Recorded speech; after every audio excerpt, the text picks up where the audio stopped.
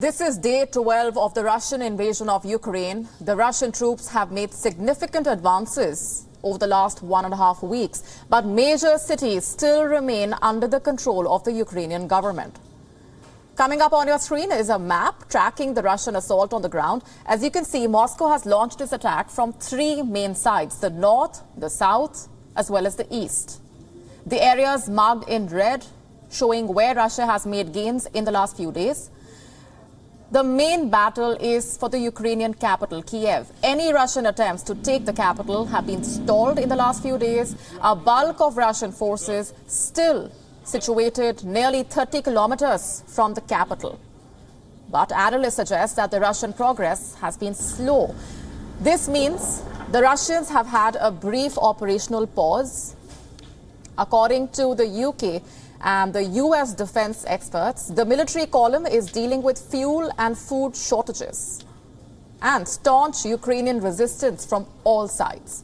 However, on the outskirts of the capital, aerial attacks are underway. The town of Irpin was damaged by Russian attacks. This town is located just 20 kilometers northwest of the capital.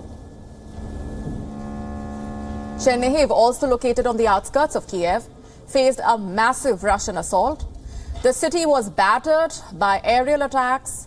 Several residential areas were reduced to rubble, but the town remains under the control of Ukraine.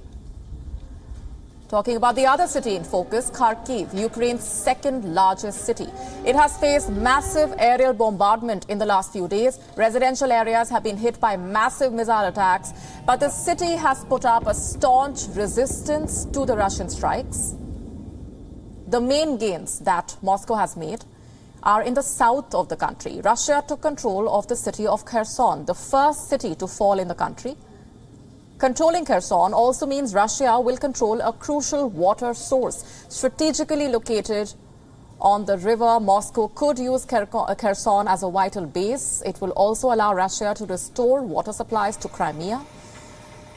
Several other cities are also battling the Russian assault. 2 ceasefires in the city of Mariupol broke down after both sides accused each other of breaching it.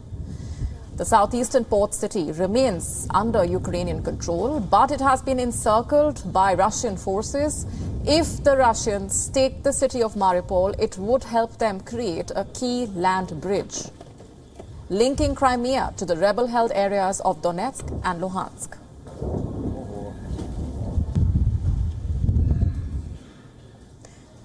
And to understand the situation on the ground better, with us on the broadcast is our correspondent, Mallick, who is in Kiev right now. Anas, talk us through what you're seeing around you. What can you tell us about the situation on the ground right now?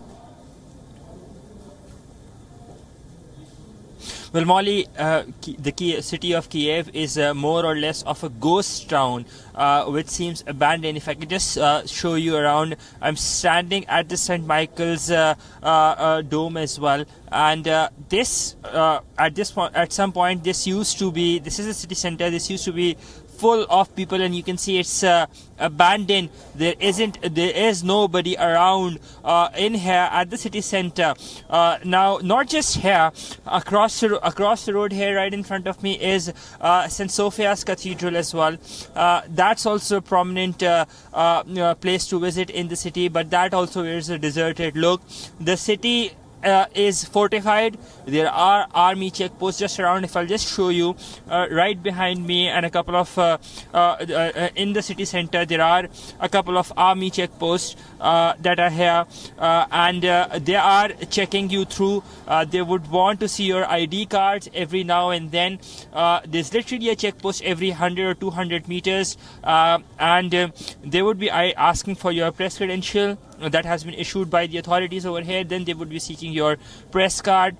In case if you're a foreign journalist, then they would be seeking your passport as well. So that explains there are lesser cars out on the road barely any shops are open, and those shops that remain open are the ones that are basically grocery shops or grocery supermarkets.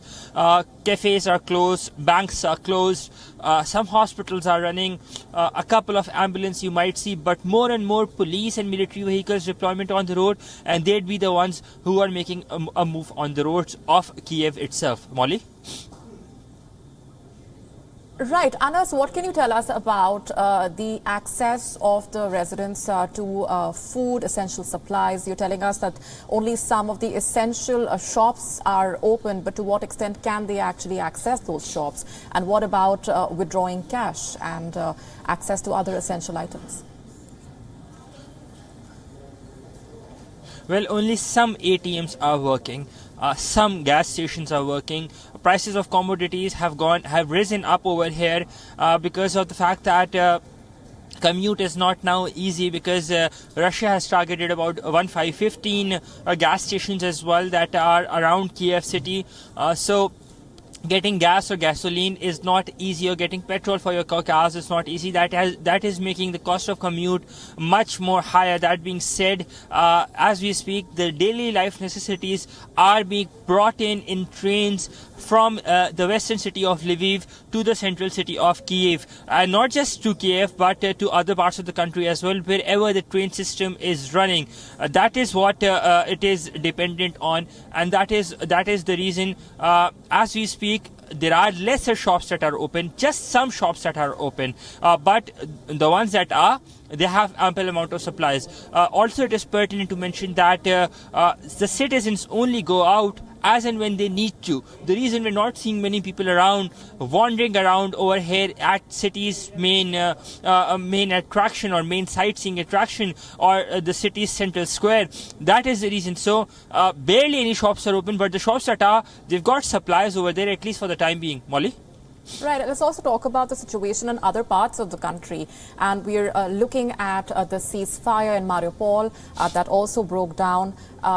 This column of the Russian forces is now just about 30 kilometers away from the capital, Kiev.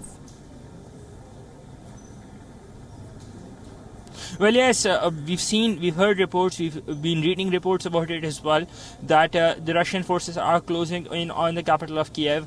But having said that, the Ukrainian forces, their resolve and is all more strong. They seem to be much more united. They seem to be much more alert. There are sandbags that have been placed virtually at every corner of the city or off the street. Then you'd see some tires as well, so that they'd be able to make those makeshift checkposts or bunkers or a post in order to give cover fire. So the Ukrainian forces are in a way giving it the semblance that they are well prepared, but having said that, they are also disgruntled with the international community for not giving them enough, or for not backing them enough beyond words. And that is something that they complain about, Molly. Anas Mallick getting us those inputs from Kiev. Thanks very much for now. Stay safe. WION now available in your country. Download the app now. Get all the news on the move.